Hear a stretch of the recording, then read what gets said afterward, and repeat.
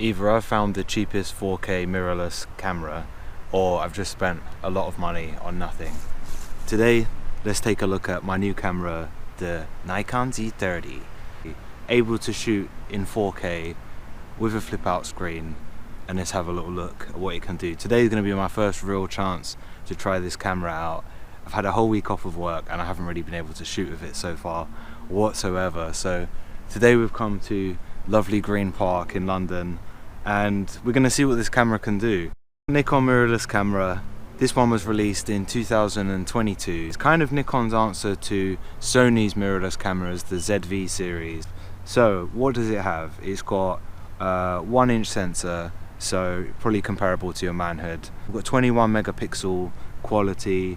You can shoot in JPEG fine with RAW. You can shoot in video from 1080p all the way up to 4K. I think you can do 4K 60 frames per second.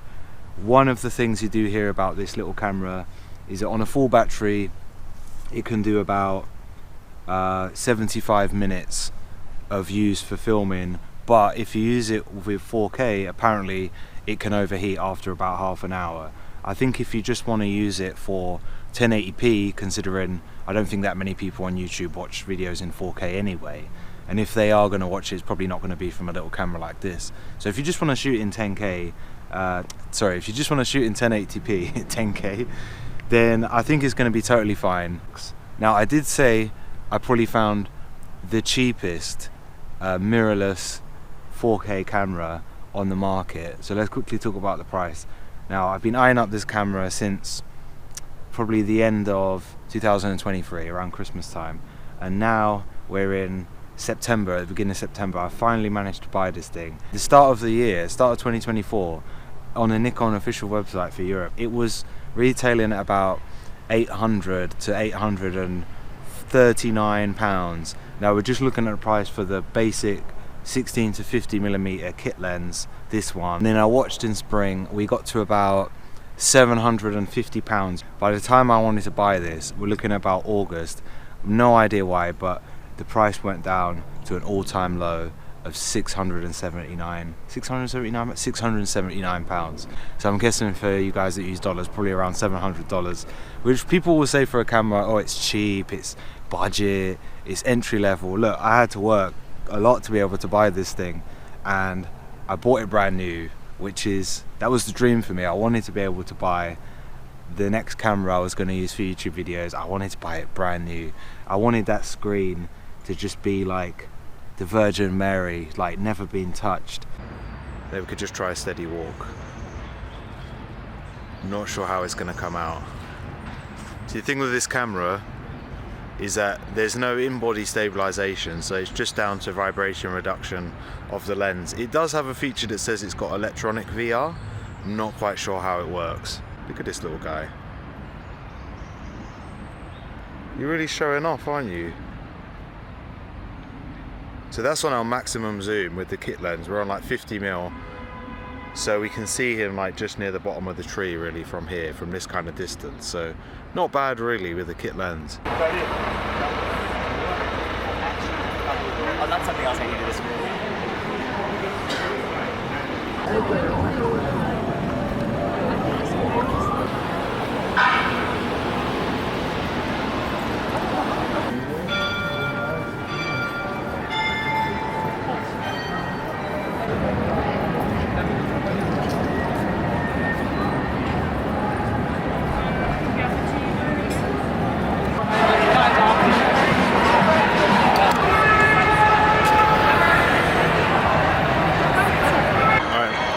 To Leicester Square with the hope of seeing some colour and some sound, and just by our luck we just came in and there's a free Palestine protest going on, so a lot more colour and noise than I was expecting. The road is literally closed off right here, so I didn't know we were going to walk into that. But here's the lovely screens I was talking about. We finally got our Times Square shot. It's not looking super vivid today because we've got a cloudy day again. Let's test a bit of zoom. Let's see how much we can zoom on that with the 50. Oh, you have to park right in front of the shot, mate. Well done. I say the zoom in as well, the zoom in motion's pretty smooth. I don't have have to see later on how it comes out. Like, the only thing would be really nice if there was a power zoom. Like on old camcorders, we could just use a switch and it would zoom for us. And we're gonna head into West End, maybe end up in Soho or a bit of Chinatown or something. Let's see what we can get.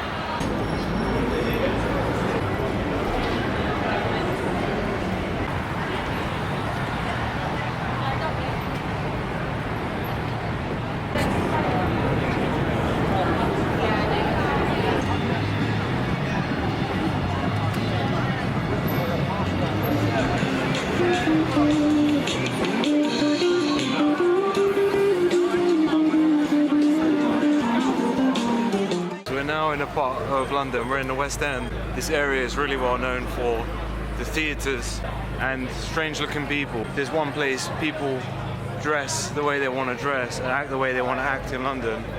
It's definitely in the West End. Here we're in Soho. I'm doing a video, sorry.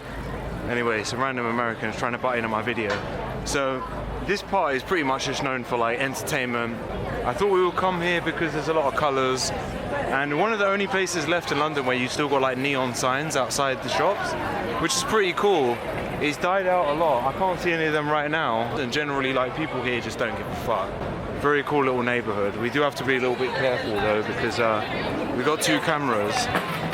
And the thing with having 2 cameras, you know what London is like, is that people could just snatch anything off of you, like a phone. As you know, like London lately, it's like if you're not getting stabbed, you're getting your stuff robbed.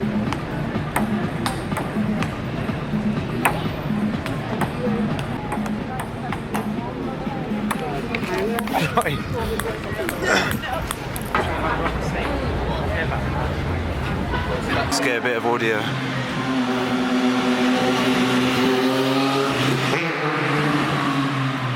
Well, that's one way to test the onboard mics. I don't know why, but outside this drink shop called Jerry's, they actually have a full-size cardboard cutout of The Rock. I don't believe it's actually that big. That's massive. Look at this dude. Is that a dude? No, that's a girl, sorry. Fucking massive. Oh shit. Oh no. About to see one of the worst things in London. He is the distiller of a whiskey. Oh right. Oh nice. Yeah, so not famous. He looks like he's been in the movies though. He does look like he's been in the movies. Yeah. Like an old country and western.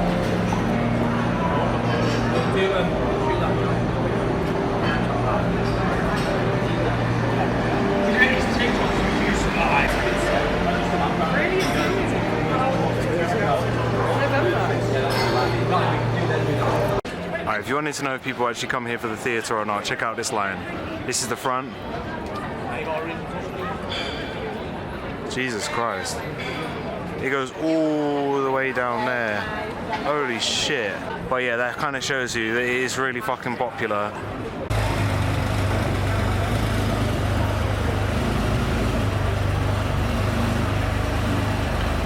Yeah, I really hope the American woman didn't think I was being rude. It's just that when you're trying to do a video and then all of a sudden a woman just comes out of nowhere like, oh, excuse me, sir.